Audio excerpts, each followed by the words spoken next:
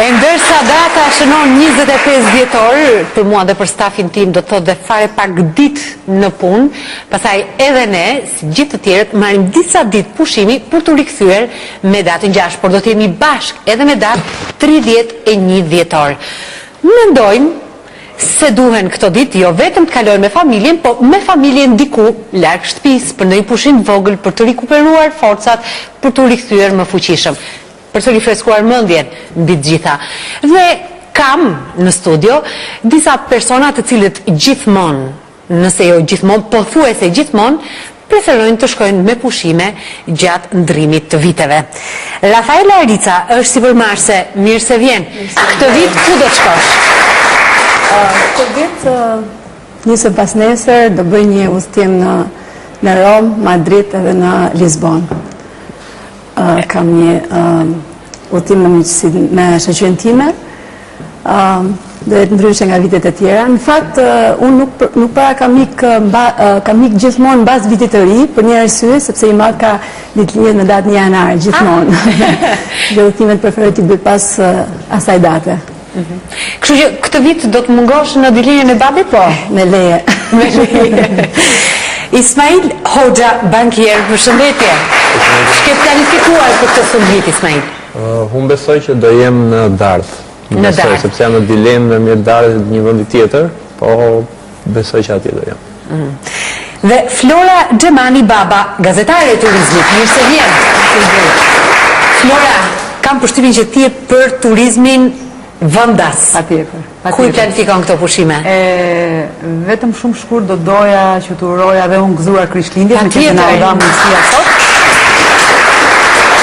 Edhe një parantezë shumë të vockël, ne e anuluam udhëtimin që do bënim sot për në Vlorë, ku gjyshi kishte ditëlindjen, sepse e ka në 25 dhjetor.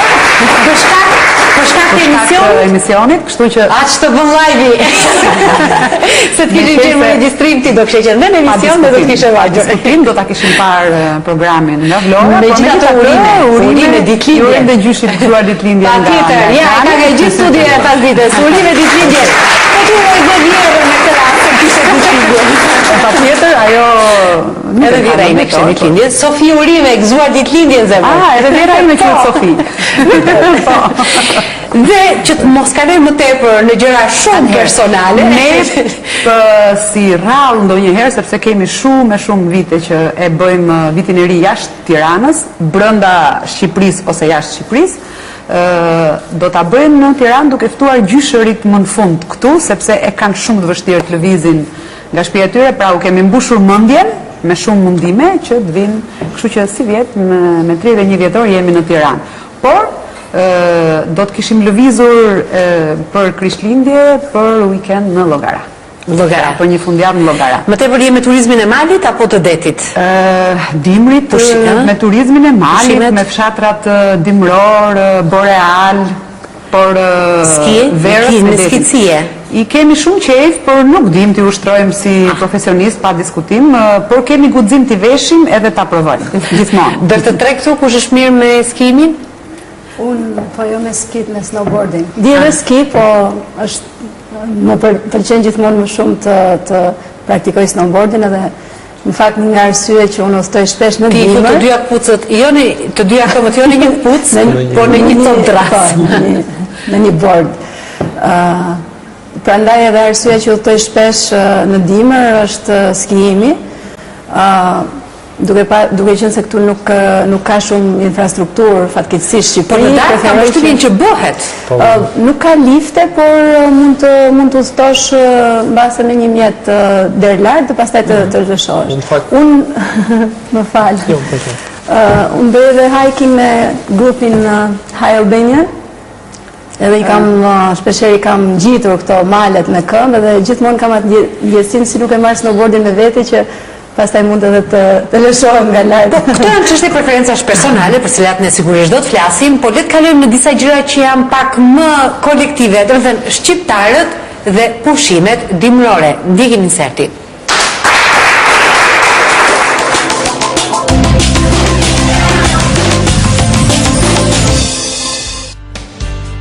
Festat dhe pushimet janë gjithnjë motiv i fortë për të udhëtuar. por buxheti mbetet pengesa më e madhe që duhet kaluar për të realizuar këtë dëshirë.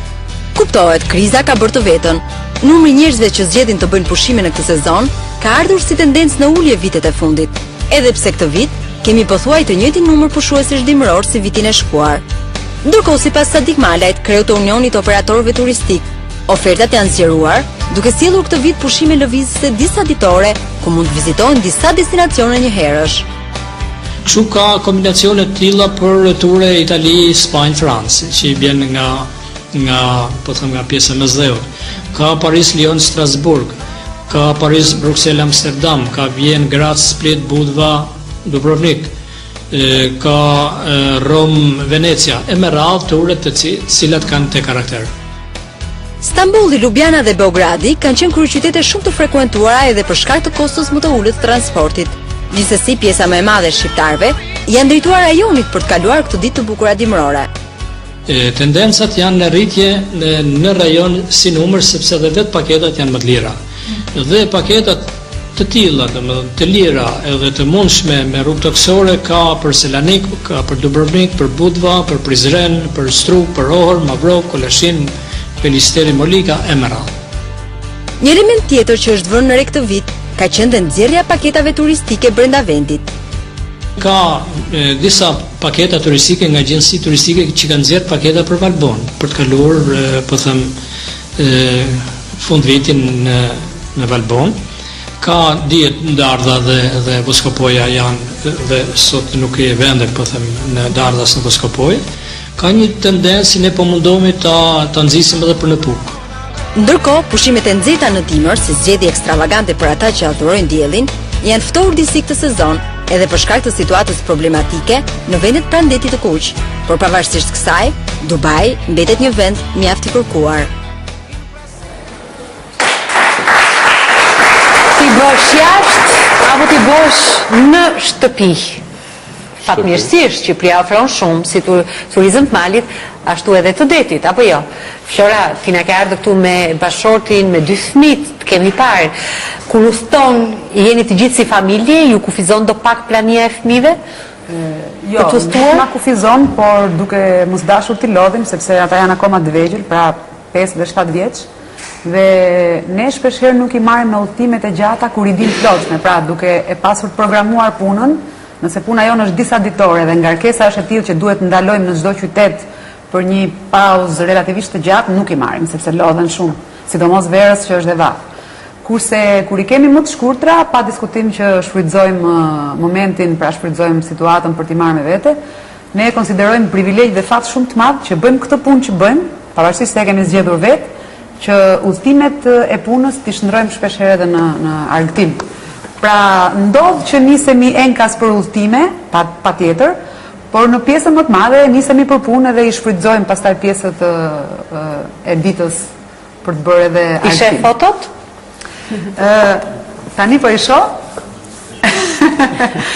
Më kujtohet, janë duke bërë engjëllin të borës. Këto janë në Dardhë. Jemi përpjekur, siç e thash, që t'i pajisim me çdo gjë, pra që t'ja mësojmë atë që mund quhet sport, megjithatë është ende herët, ne nuk kemi në një traditë kush e di se çat vjetër me skit apo me sportet e borës. Të pash me skit. Po, ja, këtu jemi në Dardhë, atje ishim në Puk, këtu janë fare të vegjël gjatë udhëtimeve tona, edhe këtu jemi në Puk, jemi duke ikur për fundjavë. Kjo është një katarakt i vogël rrugës për në Puk, i cili ngrin. Ka dhe një ujëvar të mrekullueshme në gojan të Pukës që ngrinë gjitha dhe bëhet shumë e bukur. Po mirë, tani një sekond, vetëm të ndalemi pak këtu. Quhet ky pushim apo jo? Këtë dua të di. Në fakt ai është totalisht pushim. Ti kaq aktive sa unë nuk e di nëse mund quhet pushim mbi të gjitha. Mund të sheh diçka se më kujtoj gjë e bukur. Ai mund ta thotë më mirë këtë gjë sepse ai është shumë herë më aktiv. Nëse ne kemi të alternuar midis punës tonë dhe pushimit, ai është në aktivitet vazhdueshëm. Kam përshtypjen, ju më kundërshtoni që pushim është të kesh ca libra, ca filma me vete, të hash të pish, të rish në dhomë. Ai është pushim. Në një kohë që ne morëm pushim me shoqërinë, përgjithsisht ne kam shumë aktive. E para sepse kategoria që shkojnë shoqëria, që janë të rinj, dhe e dyta është që shkojmë në vende duke bërë kryesisht vetëm brenda Shqipërisë, që do duhet që të kesh pak aktivitet. Ngeci furgoni, ngeci makina, nuk është që i ke gjitha mundësit. Kur do gjëra të bukura, Dhe manual me vete, që ti kesh mundësi të rregullosh. kur do gjëra të bukura duhet lodhesh pak. Ke parasysh dhe bën pushime 10 ditë me Ja shoqëri. këtë vajzave që i takon, Po, të gjithave që për gjërat e bukura duhet lodhesh, po mos ja thoj kaq shpesh se do të të bëjnë të lodhesh shumë. Jo, është çështje natyre më shumë se sa njerëz. Kështu që kur flesim për natyrën është tjetër gjë. Kur flasim për njerëzit, njeriu afrohet, natyra nuk afrohet. Duhet të shkosh tjetër natyra. Dhe bën pushime me shoqërinë, diku te një javë, dhe mbas i bën pushime qëllojnë që një shoku im shkon me familjen. Dhe kthehet tha, këta me familjen ishin pushime tha. Se vetëm detën, pushuan, fleta, këtë janë. Ata që bën me tha ishin një lodhje e madhe që ne karikuam që kjo ndodh nga rinia, sepse ti do të kapësh sa më shumë momente, kupton? Ti nuk flen herë sepse do të rish edhe pak, do të shohësh edhe diçka tjetër. Të pantu ishte një super peshk i madh, kaq e kishit zënë vet atë pak më herët. Jo, tani kaluam tek mishi Po për atë. tani po i shoh fotot. Jo, të them të drejtën, jo. Gjithsesi një pak më të vogël se ai po e kemi zënë. Të pushosh jashtë vendit, si është? Unë them drejtën, më preferoj të dyja vendet, nuk jam natyrë që shkoj për të pushuar, për të fjetë gjumë, për të lexuar një libër, atë mund ta bëj në një fundjavë në shtëpi, edhe pse e bëj radhë herë sepse edhe fundjavat përpiqem ti shfrytëzoj për të udhëtuar. Jashtë ka dy lloj udhëtimesh që unë bëj.